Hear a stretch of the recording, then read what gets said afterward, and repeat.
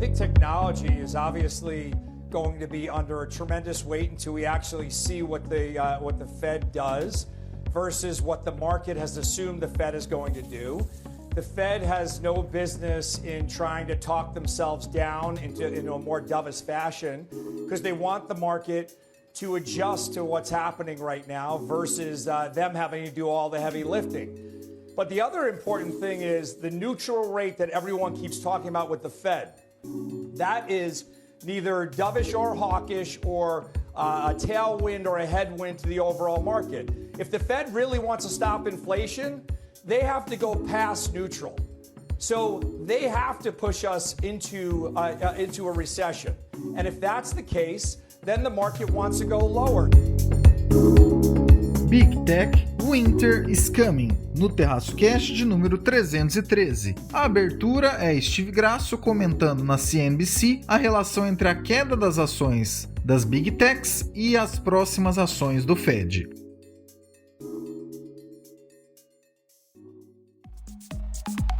O principal índice da Bolsa de Valores de São Paulo fechou pela primeira vez acima dos 106 mil pontos. Fomos responsáveis, caímos em conto do vigário e não fizemos sem fazer o que o resto do mundo já fez. Carry out the peaceful transfer of power as we have for more than 2 centuries. Do mundo relevante da economia, política e assuntos afins, diretamente para os seus ouvidos. Este é o Terraço Cast. E aí pessoal, tudo bem? Caio Augusto diretamente de Ourinhos para mais um episódio do meu, do seu, do nosso Terraço Cast. Após mais uma semana de 5 dias úteis, que a gente já estava até esquecendo como é que funcionava depois das últimas duas, nesse 313 estão comigo elas do trio mais amado do Brasil. Vamos a elas. E aí Fernanda, tudo bem? E aí pessoal, como vocês estão? Sobreviveram a uma semana de 5 dias úteis? Bom, brincadeiras à parte, vamos falar mais de tecnologia, que é um dos assuntos que eu mais gosto de falar por aqui. E, bom, vamos lá. Fala, Renata, tudo certo? Oi, Caio e amigos do podcast do Terraço, tudo bem com vocês? Aqui é a Renata, como sempre, trazendo o boletim internacional. E também ela, que às vezes está em diversos locais do mundo e às vezes está em São Paulo. Fala, Raquel, tudo certo? Olá, galerinha, tudo bem com vocês? Bom, venho aqui por meio desse falar sobre a previsão do tempo, nesse momento 93 graus, o que completa toda a minha previsão de ano completamente maluco em termos de clima, né? Tô muito preocupada, porque eu vou casar, né, no dia 28 de maio, gente, né? Me desejem aí bom casamento, boa sorte nessa vida, né? Mas, né, o que importa aqui é São Pedro, né? A gente sabe que São Pedro não gosta muito de mim, assim, e nesse tempo maluco, né, eu casei no dia 28 de maio justamente porque em tese não tá muito calor, né? E nem chove. Então vamos torcer. Vamos todo mundo mandar energia positiva pra mim pra não tá muito calor e nem chover. E tá aquele dia bonito, né? De quê? Aquele dia bonito de outono. É isso que estamos querendo. Certamente, Raquel, estamos todos na torcida. Vai dar tudo certo. Você, como sempre, traz a previsão do tempo aqui. São Pedro não há de te decepcionar. Quer aprender com os especialistas do terraço econômico de maneira mais intensiva? Vem aí nosso MBA em Economia e Investimentos. Olha o primeiro link da Linktree, porque aí você fica por dentro de mais informações e deixando seus dados para contato. Vamos te explicar tudo o que você quiser saber com detalhes. Aliás, por falar na Linktree, lá você também encontra nossos endereços oficiais no YouTube, no Facebook, no LinkedIn, no WhatsApp, no Telegram, no Instagram, no Twitter e até a nossa lojinha. Merchan a firma feito, vamos então para o primeiro assunto do episódio de hoje. Fernanda, quando o assunto são as Big Techs, vemos uma verdadeira sangria nas ações ultimamente. O que está acontecendo, hein? No ano passado, as FANG Stocks, que é uma sigla carinhosa para Facebook, Amazon, Apple, Microsoft e Google, né? FAAMG, elas eram as maiores empresas do mundo em termos de receita e lucro. Essas 5 empresas sozinhas aumentaram sua capitalização de mercado em um valor maior que o PIB da Itália, 2,5 trilhões de dólares das 5 empresas juntas versus os 2,1 trilhões do PIB da Itália. A Big Tech, né, que é esse conceito que foi criado para explicar essas empresas, responde por quase 1/4 do S&P 500 e 1/4 dos gastos em pesquisa e desenvolvimento por empresas não financeiras que são listadas em bolsa. A Amazon é o 5º maior empregador do mundo e continua crescendo. E toda essa riqueza vem de um conjunto enorme de frentes de negócio que continuam sempre em expansão. E aí você pode entender como aparelhos de telefone, assistentes virtuais de voz, produtos em geral, até os streamings de vídeo, né? Essas assinaturas que a gente faz para assistir filme e séries, enfim. Hoje, a Apple divide a sua receita em 5 partes. E uma delas é conhecida como outras. O Google também rotula essa parte das receitas como Google Others. E só essa linha de receita faturou no ano passado 28 bilhões de dólares. E aí você pode incluir nesse grupo a venda dos aplicativos na loja do Google, as vendas dos smartphones, assinatura de YouTube, enfim. No ano passado, a receita de publicidade do YouTube chegou a 29 bilhões. O que isso significa? Que no ano passado, essa linha de Google Others e o negócio de anúncios do YouTube geraram mais dinheiro do que 4/5 das empresas do S&P 500. Então, o que a gente consegue perceber aqui? Existe uma nuvem, uma opacidade nesse negócio. E manter essa linha de receita no escuro ajuda a garantir que os rivais, né, os concorrentes, não tentem replicar essa linha de negócio que já está ali bem concretizada dentro dessas grandes empresas. E uma das razões também pela qual essas grandes empresas alcançaram uma escala gigantesca e acabaram se tornando guardiães, né, de dados, enfim, de um mercado inteiro que elas conseguiram ocultar, digamos assim, dentro ali dos seus dados financeiros operacionais, mesmo sendo empresas listadas em bolsa, né? Mesmo tendo obrigações de divulgar resultados. Por exemplo, os investidores e também os reguladores não sabem, por exemplo, quantas pessoas usam o WhatsApp por mês, por quantas horas, qual a margem de lucro da App Store, qual a participação do Microsoft Azure no mercado de nuvem, né, para concorrer, por exemplo, com a Amazon, que é muito forte nisso. Enfim, algumas respostas que até podem ser encontradas ali em algum fórum, algo assim, mas não estão nos demonstrativos públicos que essas Big Techs precisam relatar, né? Entre os relatórios anuais de desempenho financeiro que essas empresas precisam apresentar nos Estados Unidos, né, na CVM de lá, esses dados estão apurados assim e não constam, porque é um mercado que está em constante desenvolvimento, então é um pouco difícil de ter uma regulação ainda nesse sentido. Essas omissões, elas decorrem de 2 recursos desse modelo de negócio das Big Techs. O primeiro é a utilidade dessa plataforma. Enfim, não tem como eu explicar aqui a importância de um buscador como o Google. E todos esses produtos gratuitos que acabam subsidiando que novos usuários cheguem, né? Colocar isso no ar que faz com que eles tenham usuários que posteriormente acabam comprando outros produtos. Mesmo que esses produtos sejam monetizados no futuro, não necessariamente eles precisam estar incluídos nesses documentos obrigatórios, né, de demonstração financeira. Tem até um livro que é um dos melhores que eu já li, assim, muito interessante, que chama Free, o Futuro dos Preços. É bem interessante porque ele discorre mais sobre esses modelos de negócio que tem um produto grátis, né? Como que as empresas conseguem ganhar dinheiro nesse mercado. Enfim, uma divulgação mais clara dessas métricas operacionais, né? Quantos usuários, qual o volume de uso e até um pouco mais de receita, nesses pormenores, acabam ficando ali em um limbo, né? Uma grande base dos usuários do Word, por exemplo, não conseguem ter ideia de como funciona o mercado do Teams, por exemplo. Enfim, você aderir a um produto te deixa imerso num ecossistema, e um ecossistema que é controlado por essas Big Techs, até pela falta de regulação, né? Dá para entender que regular um mercado que está em crescimento, que está em mudança, é um pouco difícil, né? E aí, quando chega a aparecer algum tipo de regulação, parece que é algo muito pontual, pensado para um caso específico, não é uma regulação do mercado inteiro, e aí acaba parecendo que chegou tarde demais, né? Enfim.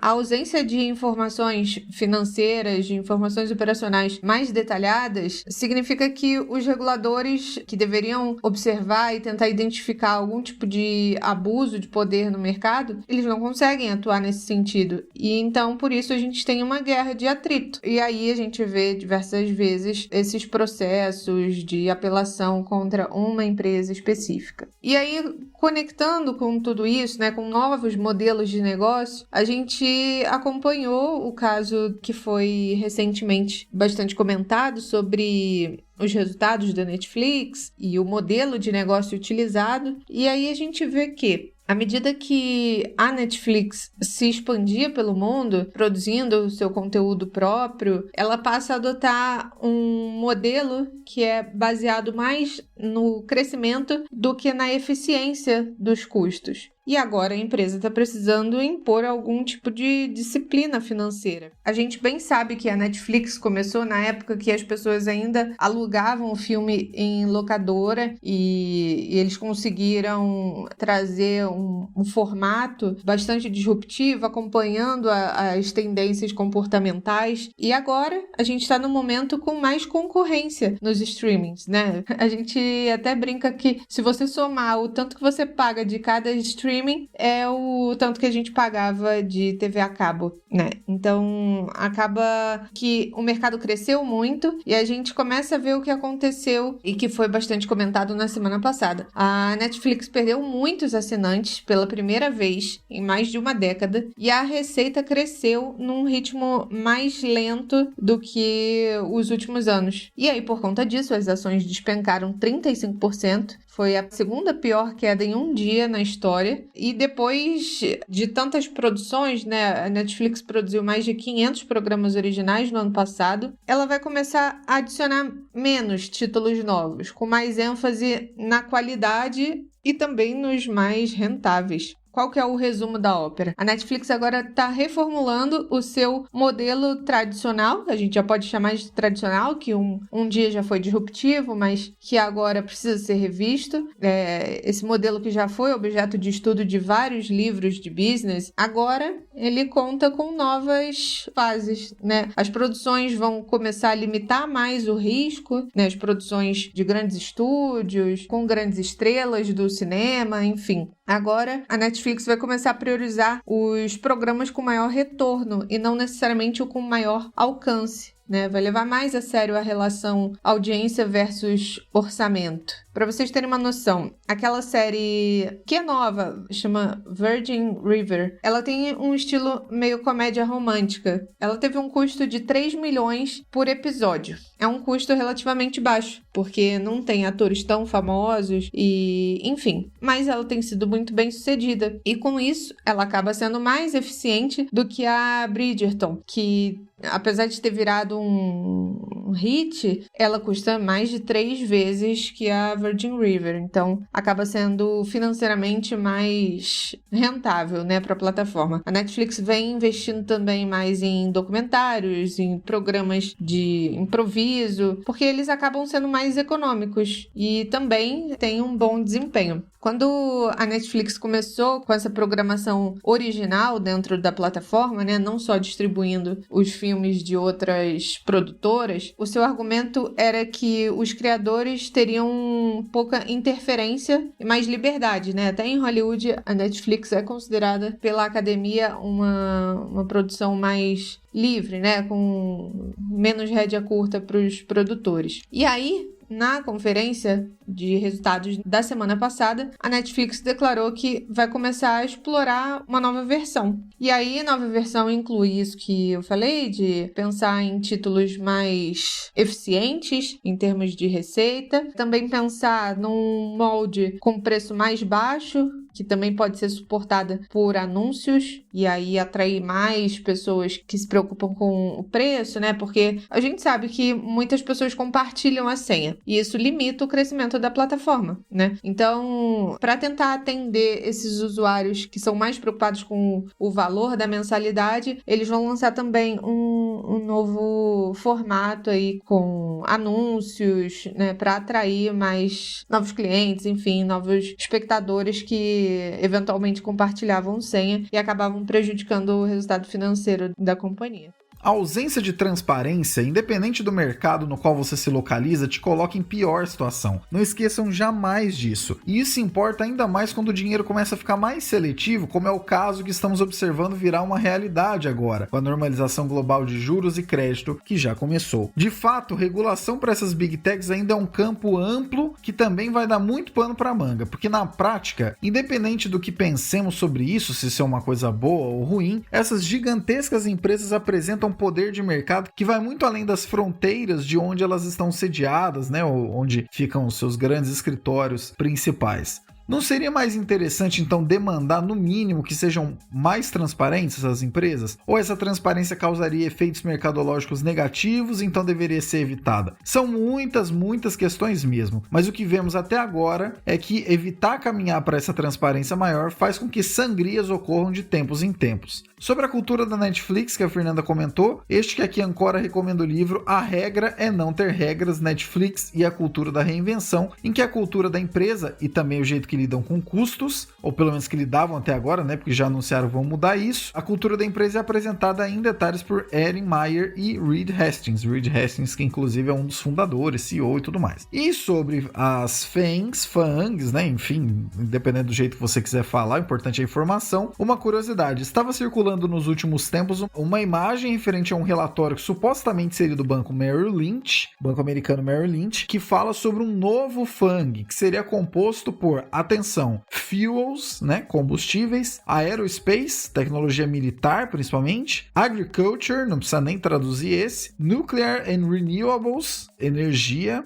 e gold and metals, né, metais e tudo mais, e ouro. Se isso faz sentido ou não para o longo prazo, não sabemos. Mas como você ouviu na abertura, são setores que pelo menos de 2021 até agora estão dando um show naqueles que dominaram o cenário por tantos anos, justamente as Big Techs. E temos um breaking news. Na tarde dessa sexta-feira saiu uma notícia aqui, né, que foi compartilhado pelos nossos parceiros da The Investor, né, estão lá no Twitter, @leia_TheInvestor, que as ações do grupo, né, FANG, reportaram um crescimento real de receita das FANGs foi 0% pela primeira vez em 20 anos. E também foi a menor taxa de crescimento nominal em 2 décadas. Fica aí a pergunta que eles fizeram lá na postagem original deles e que nós fazemos aqui também. Será que a festa está acabando? Vamos então para o segundo assunto do episódio de hoje. Renata, traga para nós o Boletim Internacional. Então, começando aí com o nosso primeiro assunto, né, que foi aí a grande questão da semana, eu acho, né, tecnologia e de notícias internacionais, que foi a compra do Twitter pelo Elon Musk. Isso começou faz uns meses atrás com uma brincadeira, né, o Elon Musk, ele é muito ativo no Twitter, ele tem mais de 80 milhões de seguidores e ele fez uma piada dizendo que ia comprar o Twitter. Pouco tempo depois ele chegou a comprar cerca de 9,2% das ações, né, virou o principal investidor do Twitter e nessa semana ele fez aí uma proposta para efetivamente comprar o controle da empresa. A ideia dele é fechar o capital do Twitter e fez uma proposta aí pela empresa de 44 bilhões, cerca de 54,20 dólares por ação, né, que é o maior valor que a ação do Twitter já esteve, né, e ele quer comprar a empresa e depois fechar o capital. O Twitter, como vocês sabem, né, não é a maior rede social do mundo, né, o Facebook, o Instagram, o WhatsApp, o TikTok, vários outros têm bem mais usuários do que o Twitter, mas o Twitter ganhou uma relevância, né, principalmente do ponto de vista político no debate aí das ideias. O Twitter, ele tem por ele ter essa característica de ser textos curtos e ele acabou focando mais assim no que está acontecendo agora, né? Esse, aliás, né, o que está acontecendo é o slogan do Twitter. Por esse motivo, né, pela rapidez, pela agilidade, ele acabou se tornando aí um dos principais veículos de comunicação dos principais líderes globais. Inclusive, o meu ex-marido, ele chegou a trabalhar no Twitter uma época e o Twitter tem uma equipe dedicada exatamente isso, né, para fazer relações com o governo, mas não relações com o governo em termos de lobby, mas sim para ter relações com o governo em termos de conteúdo, né? De você convencer políticos a publicarem na plataforma, partidos, organizações, gente da sociedade civil influente, né? O Twitter tinha, assim, uma equipe dedicada a trazer o conteúdo dessas pessoas para dentro da plataforma. Então, sempre foi um foco do Twitter, né? O debate político, e essa importância vem crescendo, né? Desde a época, a eleição do Obama, eu acho que foi a primeira eleição em que as redes sociais efetivamente tiveram uma importância na eleição, e o Obama soube utilizar muito bem o Twitter na época. E depois a gente teve, né, toda a questão, depois na eleição do Donald Trump, né, de que ter suspeitas de influência da Rússia, inclusive no Facebook também e tal. Então as redes sociais foram ganhando cada vez mais importância nas campanhas eleitorais e no debate de ideias, principalmente político. Aí é que vem a preocupação, né, porque o Elon Musk, ele é um bilionário e ele comprou o Twitter basicamente por razões ideológicas, né, não é que ele comprou o Twitter porque ele quer ficar mais bilionário. Ele comprou porque ele quer, de alguma forma, na cabeça dele, consertar a plataforma. E aí ele propôs algumas coisas que a gente pode pensar que são boas, outras que são ruins, a gente não sabe ainda muito bem com qual rapidez essas mudanças vão acontecer, o que ele vai conseguir fazer, mas basicamente os principais anúncios que saíram essa semana por parte do Elon Musk foi que ele quer abrir o algoritmo, né, quer mostrar, quer dar mais transparência para as pessoas de como é que o algoritmo da rede social, né, do Twitter funciona. E o que significa isso, né? Significa que existe ali, né, um algoritmo, e que esse algoritmo define o que cada pessoa meio que vai ver, né? Qual vai ser o impacto de cada tweet, né? Se você twitta tal coisa, como é que isso vai ser reproduzido para outras pessoas? Então, se você começa a ter engajamento, esse tweet, por exemplo, ele vai ser mostrando para cada vez mais pessoas, porque qual que é a ideia? A ideia de toda rede social é que eles querem vender coisas para vocês, né? O Twitter tem uma série de anúncios, como o Facebook, Instagram e tal, e o objetivo da plataforma é que você fique o maior tempo possível ali, consumindo conteúdo e ao mesmo tempo vendo os anúncios e comprando produtos. Para fazer isso, para que você fique na plataforma, ele precisa do seu engajamento, ele precisa de você se interessar. E o que foi acontecendo com quase todas essas plataformas, ou todas? Os conteúdos que geram mais, digamos assim, impacto, mais indignação, mais revolta, ou que as pessoas gostam muito, quer dizer, os mais polêmicos, digamos assim, eles acabam gerando mais engajamento e eles acabam sendo favorecidos pelo algoritmo. Então, quando você twitta uma coisa que é meio bom senso, é meio alógica, o óbvio, isso não gera muito engajamento, porque é o normal. Quando a pessoa escreve uma coisa completamente imbecil, uma maluquice, as pessoas ficam revoltadas e retweetam aquilo e comentam. Então, esses tweets, né, mais polêmicos, eles acabam gerando mais engajamento, e o algoritmo, porque quer manter você lá, acaba privilegiando esse tipo de conteúdo. Então, o Elon Musk falou que quer deixar isso mais claro. Outra coisa que ele falou que vai fazer também é eliminar os bots, né, os robôs, que são essas contas automatizadas e que aí disparam uma série de tweets e retweetam-se entre si, né, para aumentar o engajamento ou para aumentar a divulgação de uma certa ideia ou de um certo tweet. Ele quer diminuir, né, ou acabar com esses robôs, e ele também falou que quer, autenticar todos os usuários. E aí isso é uma coisa bastante complicada, porque você, né, tem, para autenticar o usuário, né, você saber, por exemplo, ligar assim o CPF ou RG ao determinar usuário, tem alguns problemas. Primeiro que nem todo mundo que tá no Twitter ou nas redes sociais quer estar lá abertamente, né? Tem muitas pessoas que entram com pseudônimo, com avatar e tal, e não é que essas pessoas, elas estão lá publicando fake news ou sendo robôs. Elas simplesmente não querem expor ali a sua opinião, pode ser por questões profissionais ou por questões pessoais, enfim. E aí que fica mais complicado por questões governamentais, né? Nem todo mundo tá vivendo numa democracia, aliás, grande parte da humanidade não está, e assim, é uma coisa que vários governos autoritários adorariam, é saber o CPF ou RG, digamos assim, de cada um dos usuários e quais as opiniões das pessoas. Então, quando você quer autenticar todos os usuários e acabar com os fakes, né, os avatares, em países autoritários, isso pode ser bastante complicado, mas mesmo em países democráticos, como eu falei, nem todo mundo tá interessado em se expor, né, pessoalmente ali com a sua cara e o seu nome, as suas opiniões, porque isso pode ter algum comprometimento profissional ou pessoal. Então, existe essa complicação de você autenticar todos os usuários. Então, não sei bem como é que ele pensa em fazer isso. O Elon Musk tweetou hoje, né, a gente tá gravando esse podcast na quarta-feira, ele tweetou novamente falando que a ideia dele é transformar o Twitter numa plataforma da liberdade de expressão, mas ele disse que as mudanças que ele vai fazer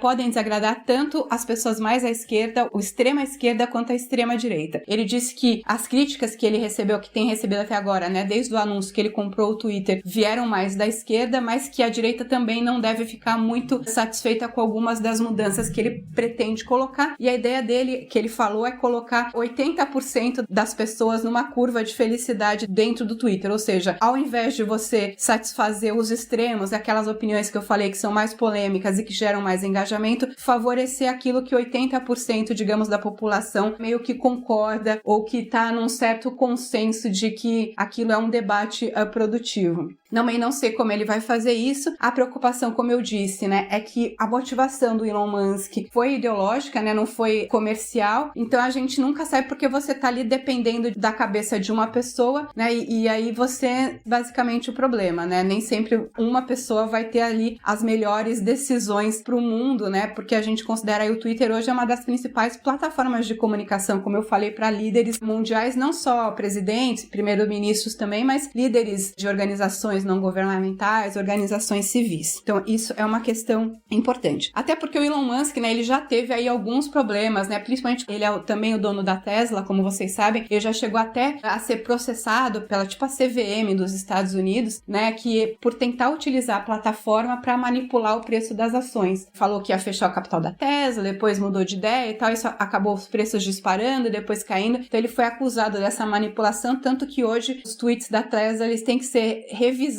antes de ser publicados para evitar que tenha esse tipo de problema. Outra coisa também é que, assim, apesar do Twitter agora, digamos assim, ter um dono e ele pretende fechar o capital e transformar a empresa, a plataforma em algo totalmente privado, né, não deixar de ser uma empresa pública que tem ações listadas em bolsa, ele não pode fazer o que ele quer com a plataforma porque, assim, o Twitter, ele precisa seguir as regulamentações de cada país onde ele está atuando. E aí, essas regulamentações, elas têm aumentado, têm ficado cada vez mais rígidas, né? A Europa está discutindo aí uma regulamentação importante para definir o papel das plataformas na divulgação de notícias fake news, né? De notícias que podem levar as pessoas a tomarem decisões erradas. Também limitar a divulgação de fake news em termos de saúde, né? Como a gente viu muita divulgação de notícias contra as vacinas ou a favor de medicamentos que a gente sabia que não tinha eficácia contra a Covid. Então tem esse tipo de regulamentação. Então, vários países estão criando essas regulamentações, na Europa está discutindo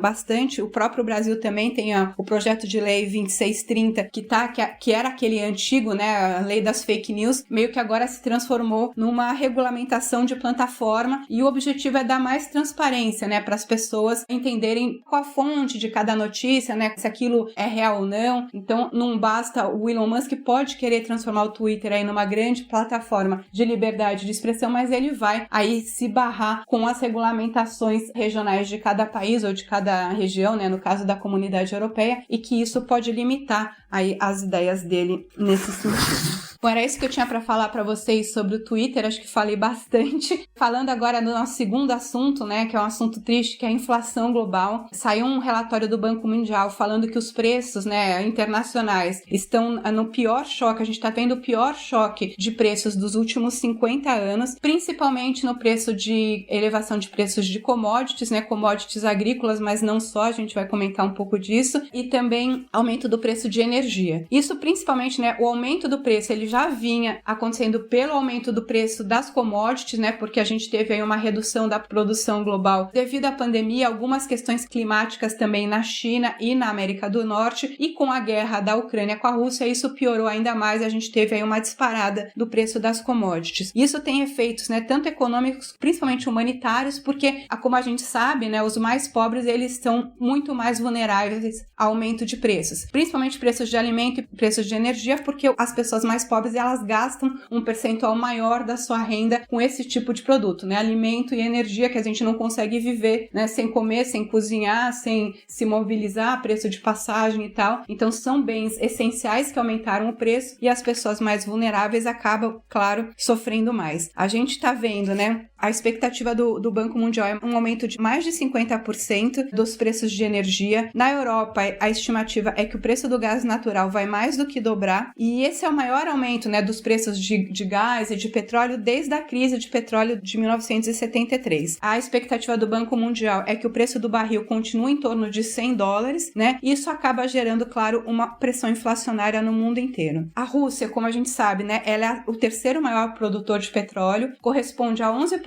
da produção global, e cerca de 40% do gás e 27% do petróleo consumido pela Europa vem da Rússia. Então, a Europa acaba sendo mais impactada, né, ou mais diretamente impactada por essa guerra da Rússia com a Ucrânia, mas a elevação de preços acaba sendo para o mundo inteiro. E a gente também tem uma elevação grande do preço de alimentos, porque tanto a Rússia quanto a Ucrânia são grandes produtores de alimentos e também de fertilizantes. Então, a gente está vendo, né, aqui no Brasil, inclusive, que o Brasil não tem nada a ver com a guerra, mas o agro do Brasil acaba sofrendo porque a Ucrânia é um dos grandes produtores de fertilizantes, a Rússia também, e aí o Brasil acaba ficando sem esses fertilizantes e aí isso acaba diminuindo também a produção que pode ser plantada no Brasil. A ministra Tereza Cristina, inclusive, foi para o Canadá, está fazendo uma parceria para comprar fertilizantes do Canadá, mas um produtor, né, importante como a Rússia, a menos acaba impactando o preço dos fertilizantes e aí acaba impactando também o preço das commodities, porque se a gente diminuir a quantidade de fertilizantes, a gente diminui a produção agrícola e isso acaba gerando mais um aumento no preço dos alimentos. Então o Banco Mundial, né, só para vocês terem uma ideia, está prevendo um aumento de 42% do trigo, 33% da cevada, 20% da soja e 41% do preço do frango. Então esses são valores altos, né, os valores mais altos nos últimos 60 anos e principalmente o trigo é bem importante porque é um dos produtos agrícolas aí mais difíceis de serem substituídos. E o preço dos fertilizantes, o Banco Mundial estima um aumento de 69%. Então tudo isso acaba gerando o quê? Mais inflação, isso acaba levando ao aumento dos juros, né? A gente está vendo aumento dos juros no mundo inteiro, a gente teve aí um ciclo grande de aumento de juros no Brasil, aqui o Fed nos Estados Unidos também está aumentando os juros, e aí isso também acaba, apesar de o aumento dos juros diminuir um pouco essa pressão inflacionária, juros altos não é bom para a população, não é bom para as pessoas mais pobres, porque ele acaba diminuindo não só o crescimento econômico, como o acesso ao crédito também. Então os preços estão mais caros e o crédito também está mais caro, então isso acaba sendo um duplo prejuízo para as pessoas que, assim, não têm dinheiro e precisam consumir. A questão da China ainda é mais importante para o Brasil, né? Como a gente sabe, a gente comentou na semana passada que a China voltou a ter lockdown, o país está no seu pior momento de Covid desde que começou a pandemia, né? No final do ano passado, a China tinha cerca de 150 mil casos confirmados de Covid, agora está com mais de 1 milhão e eles estão ali numa situação, né? Porque a China tinha aquela política de Covid zero, de tolerância zero ao Covid, estão fazendo um lockdown gigantesco em grandes cidades, inclusive Xangai está totalmente fechada, ainda em lockdown, e é lockdown mesmo, assim, as pessoas, inclusive, né, não podem sair nem para ir na farmácia, nem para ir no supermercado, estão recebendo medicamentos e alimentos em casa, enviados pelo governo. Isso acaba gerando também uma crise de insatisfação da população e uma queda brusca da produção, não só da produção de alimentos, mas também da produção industrial. Isso acaba tendo um impacto importante também para o Brasil, porque a queda da produção industrial acaba diminuindo a necessidade e o preço do minério de ferro. O minério de ferro caiu mais de 9% nos últimos meses e isso tem um impacto importante também na Bolsa Brasileira, porque a Vale do Rio Doce, né, que é uma das principais produtoras de minério de ferro, tem um peso importante no índice da B3. Então, a queda do minério de ferro acaba comprometendo o lucro da Vale. Inclusive, a Vale anunciou o lucro essa semana e o lucro dela caiu 24,6% no primeiro trimestre desse ano. Então, já aí um efeito de todo esse desaquecimento da economia global, né, que faz com que as empresas comprem menos minério de ferro. Isso acaba gerando um impacto no preço também do minério e das ações da Vale na bolsa. Sobre o Twitter, também sou um usuário bastante presente, inclusive se você quiser nos acompanhar, todos nós estamos, o Terraço, eu, Caio, a Renata, a Raquel, a Fernanda, estamos todos lá. Ainda muito a ser observado sobre os efeitos dessa compra da rede social do passarinho azul, mas desde já tenha em mente, as redes sociais, principalmente as mais instantâneas, como é o caso do Twitter, estarão cada dia mais presentes nas nossas vidas e relações, e isso tudo tem a ver com política também. Isso, como já foi dito no comentário da questão anterior, vai muito além das fronteiras dos países. Regulação resolve? É melhor deixar tudo livre num faroeste? Aguardemos as cenas dos próximos capítulos. Em todo caso, opinião pessoal deste âncora. Acabar com robôs e verificar os humanos que utilizam a plataforma aumentaria a responsabilização das falas das pessoas e isso é muito bem-vindo. E vale lembrar ainda sobre redes sociais a fala da ex-funcionária do Facebook ao Senado dos Estados Unidos recentemente. As empresas sabem exatamente como reduzir os viés vieses de opinião, mas não fazem isso porque isso reduziria suas margens de resultado. E sobre a inflação global, pessoal, má notícia. Ela será mesmo mais presente do que gostaríamos e, pior ainda, por motivos de oferta em muitos casos, o que dificilmente é reduzido apenas via juros, já que, juros quando aumentam, tem maior efeito desestimulando a demanda, no caso. Por aqui já estamos razoavelmente acostumados a níveis um pouco mais altos de inflação, mas em economias desenvolvidas, os efeitos dessa inflação resistente e prolongada podem tornar tudo mais tenso, As coisas são facilmente resolvíveis, ou pelo menos mais facilmente resolvíveis, quando as condições de temperatura e pressão estão sob controle. Mas a ebulição dos preços, no caso, pode desequilibrar as coisas. O que será que vem por aí? E sobre a China, cadeias globais de valor vão sofrer ainda mais e já estão sofrendo em função desses novos lockdowns realizados lá. Não será nem preciso repetir a explicação toda, mas inflação seguirá resistente também por isso. Dica: lembra daquela crise dos chips que estava quase passando? Inclusive foi até título de um dos episódios aqui do Teatro Cash? Muito, mas muito em breve, exatamente esse ponto deve voltar para o foco das discussões. Vamos então para o terceiro e último assunto do episódio de hoje. Raquel, tivemos eleições na França recentemente e isso importa para o jogo geopolítico atual. Conta pra gente o que vale ficarmos atentos em relação a isso.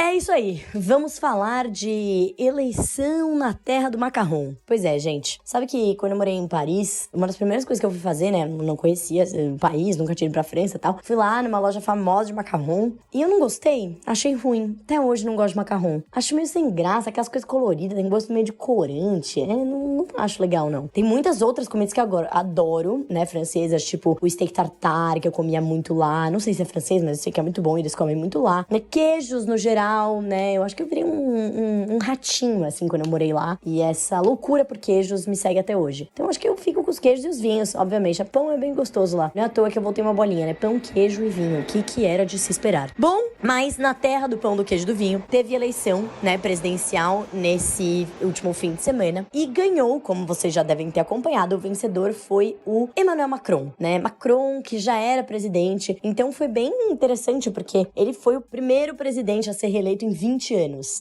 Então, realmente, a galera não curte muito, Não fica muito satisfeita com os presidentes e acaba elegendo outros presidentes, normalmente de outro partido, Então, não gostou, escolhe outro, não gostou, escolhe outro. E a gente sabe que, obviamente, a democracia é o pior sistema depois de todos os outros, mas se tem uma coisa ruim, é o fato de que grande parte dos políticos, isso não é no Brasil, tá? Grande parte dos políticos no mundo, a literatura de ciência política fala muito isso, eles tentam sempre começar do zero, fazer uma coisa, deixar sua marca, e eles acabam destruindo, assim, não destruindo, mas às vezes descontinuando, não continuando, programas bons, positivos que o seu antecessor tenha feito. Então, não falando aqui do caso da França, mas só comentando, que aí os franceses acabam elegendo toda vez um novo e isso acaba se exacerbando, As iniciativas acabam muitas vezes parando no meio. Mas, vou contar pra vocês uma história de quando eu morava na França também, que me fez ter bastante interesse nessa eleição. A Marine Le Pen é uma candidata aí de extrema direita. Quando eu morei lá em 2011, um dia eu tava correndo, no Parque Tuileries, que era um dos meus lugares preferidos, e aí eu comecei a ouvir um discurso, alguém falando ali para um público e tal, e era uma pessoa com uma fala bastante fervorosa, e eu comecei a prestar atenção no que ela tava falando, e aí eu comecei a ficar horrorizada pelo que ela estava falando, que era,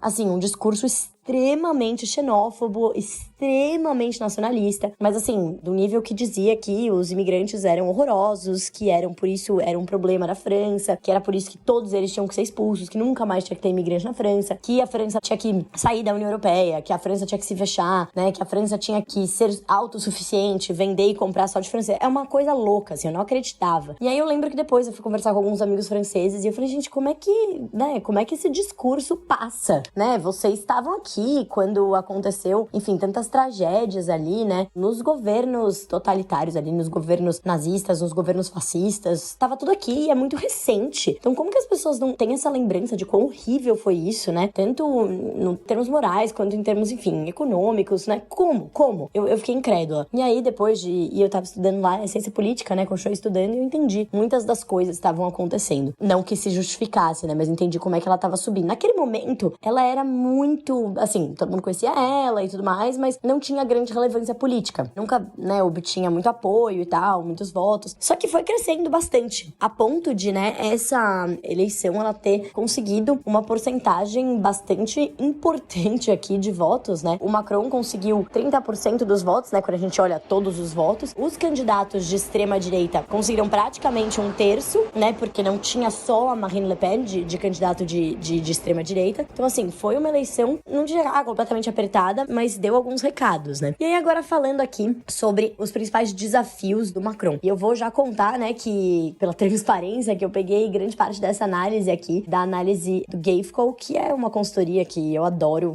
assim, leio sempre que posso, acho muito bom. E eles trouxeram os principais desafios que o Macron vai enfrentar nesse mandato, né? Então eu vou trazer aqui os principais desafios que eles trouxeram. O primeiro é o desafio energético. Quando a gente fala de desafio energético, né, eu já falei bastante isso aqui, falando da questão ali da guerra entre Rússia e Ucrânia, né, do fato de que o mundo, né, a Europa já vinha, principalmente a Europa, antes da eclosão da guerra, já vinha com um problema muito grande de fornecimento de energia. A energia já estava muito cara na Europa como um todo, né, porque a Europa, que por muito tempo produzia grande parte da sua energia elétrica, né, ali, tanto por combustíveis fósseis quanto por energia nuclear, eles estavam fazendo, né, enfim, estavam defendendo ali toda uma transição energética. Então, quando você olha para a Alemanha desfez ali, né, fechou muitas das usinas nucleares, né, quase todas, eu acho que até o final do ano que vem, todas vão estar fechadas, enfim, desativadas, desde aquele acidente nuclear, que aconteceu, aliás, na época que eu morava lá. Enfim, a gente teve aí um movimento muito grande para essas economias caminharem para uma economia, né, para serem países ali baseados numa economia de baixo carbono. Inclusive, é uma das principais bandeiras, né, do Macron. E a gente sabe, então, que a Europa já vinha com um problema grande de fornecimento de energia. A energia já vinha num período de bastante alta, e aí veio a guerra entre Rússia e Ucrânia, que só jogou os preços de gás natural na lua, né? A gente sabe que o petróleo tá na lua, mas o gás natural tá ainda mais. Tinha um grande problema ali, um gasoduto, né, que ia ser um dos principais meios que a União Europeia tinha encontrado para baratear, que era, então, efetivar, né, que um gasoduto que já está pronto, mas nunca foi usado, porque não se encontrava consenso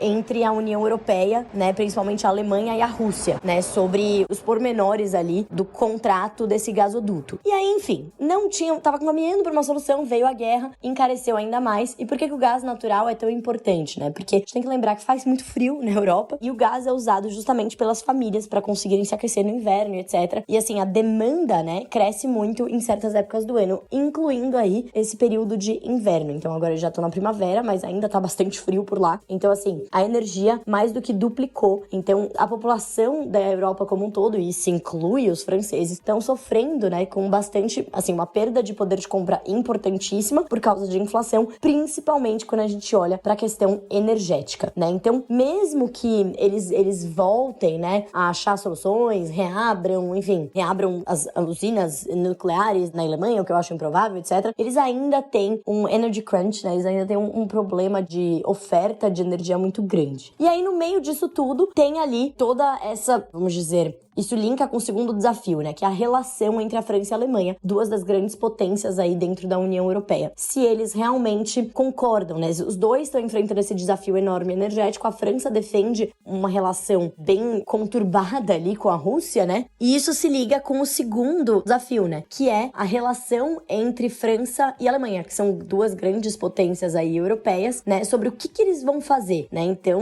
a gente sabe que não há um consenso, né, entre os dois países sobre o que fazer, né, em relação à Rússia, né. Então, assim, alguns países, né, como a gente já viu, a Polônia teve o supply, né, a oferta de gás cortada pela Rússia, porque eles não quiseram pagar em rublos, né, ali o fornecimento de gás natural. Então, não vai ser fácil, tá? Ele vai ter que realmente, né, fazer nesses momentos difíceis é que as amizades são testadas, na verdade? Então, eles vão ter que, então o Macron vai ter que se esforçar bastante com essa relação, né, ali com a Alemanha e com os outros países da União Europeia. E aí, isso traz um terceiro desafio, né, que é um desafio que é menos imediato, que deve vir mais pro ano que vem, né, mais ou menos, que é uma provável onda migratória, né. Então, assim, não só dos ucranianos que estão sendo, enfim, recebidos ali, estão com diversos programas ao redor da Europa, mas também a gente tem que lembrar que da última vez que teve uma crise de alta de preços de alimentos muito grande no mundo, isso ocasionou ali, foi um dos motivos que ocasionou a Primavera Árabe, né. Então, a gente teve uma onda migratória muito forte que começou pela Tunísia, Tunísia, né, ali na Tunísia, na Síria, e levou àquele, enfim, a toda aquela tragédia que a gente sabe que foi a onda migratória, muita gente, enfim, passando por mortes trágicas ali, tentando atravessar a região entre o norte da África e a Europa. Então, assim, os franceses certamente, né, os europeus como um todo, mas os franceses até pela posição do país e pela língua, né, ali que alguns países naquela região da África falam francês, então, assim, por algumas proximidades até também culturais e linguísticas, acabam atraindo bastante imigrantes, né, então eles vão provavelmente, né, ter que lidar com mais uma onda migratória, o que não foi fácil naquele outro momento, né, e provavelmente não será fácil agora. Na verdade,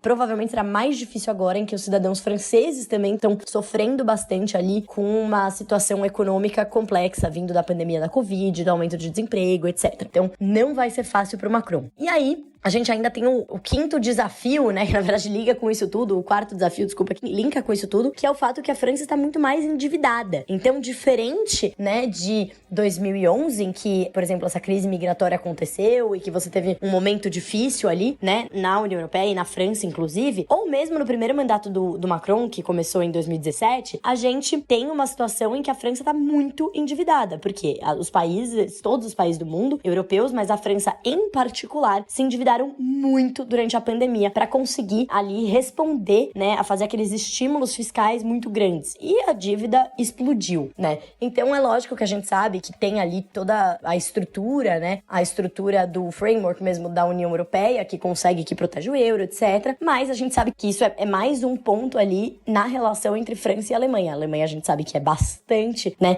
austera em termos fiscais e que eles estão no mesmo bloco, mas eles não têm a mesma política, eles têm a mesma moeda, mas não têm a mesma política fiscal. E isso já foi um problema muito grande ali, né, em 2011, mais ou menos em 2012, quando a gente viu a crise também de dívida de diversos países europeus. E agora a França está numa situação muito complicada, né? Eles gastaram mais do que a grande maioria dos países, né, desenvolvidos. E agora, ou seja, eles não têm mais espaço, né? Não tem mais por onde gastar. Então, basicamente, o Macron, ele segue num desafio muito grande, né? Então, ou ele vai defender ali maiores gastos, mas se ele fizer isso, né, isso faz com que provavelmente isso vai impactar o euro. O governo francês, né, o Macron, fica numa situação difícil. Ele não pode ter mais gastos, porque tem ali toda uma política mais austera que ele deve seguir, e olhando para o Banco Central Europeu, ele também fica em uma situação difícil, porque o Banco Central Europeu, ou ele tenta controlar essa inflação, que certamente vai ficar mais pressionada ainda, porque se o Macron resolver gastar ainda mais, por exemplo, né, o que já aconteceu nos últimos anos, isso pressiona ainda mais a inflação. Então, coloca o Banco Central numa situação mais difícil. Se ele apertar a política monetária, provavelmente você vai ter problemas de financiamento para países como a França, que já está altamente endividada. Você sobe os juros, o que acontece, né? A dívida fica mais cara. E lembrando que aquela crise da dívida lá de 2011. E aí o que acontece?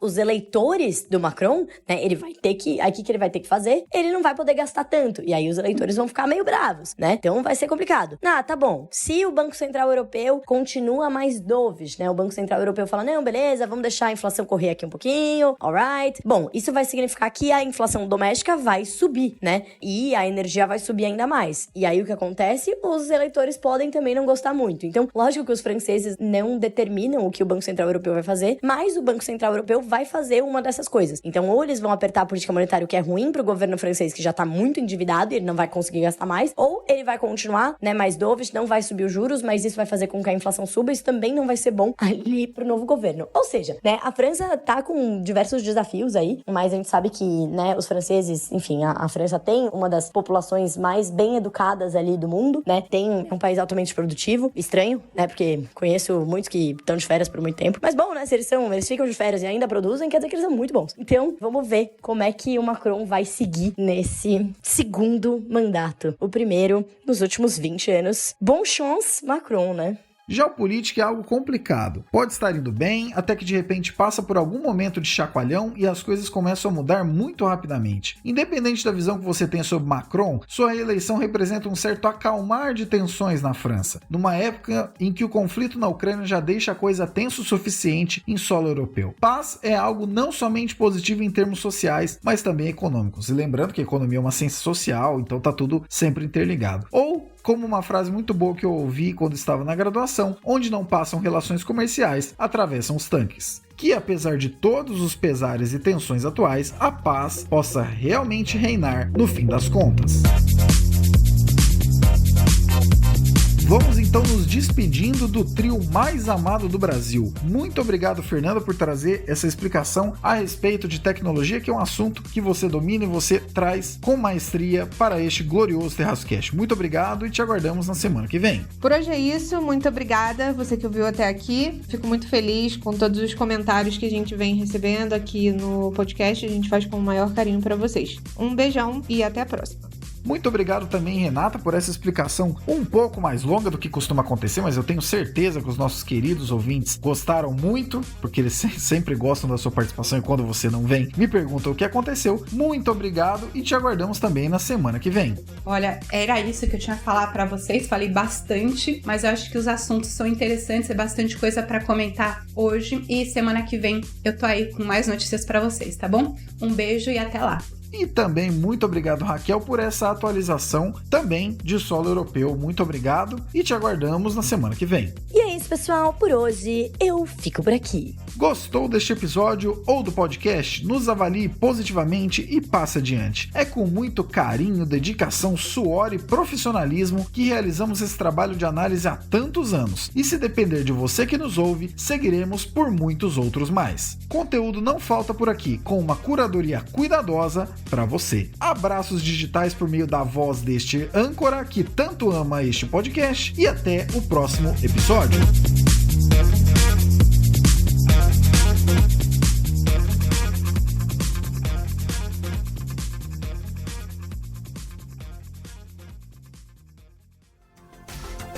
Este episódio foi editado por Atelas, soluções em áudio para podcasts.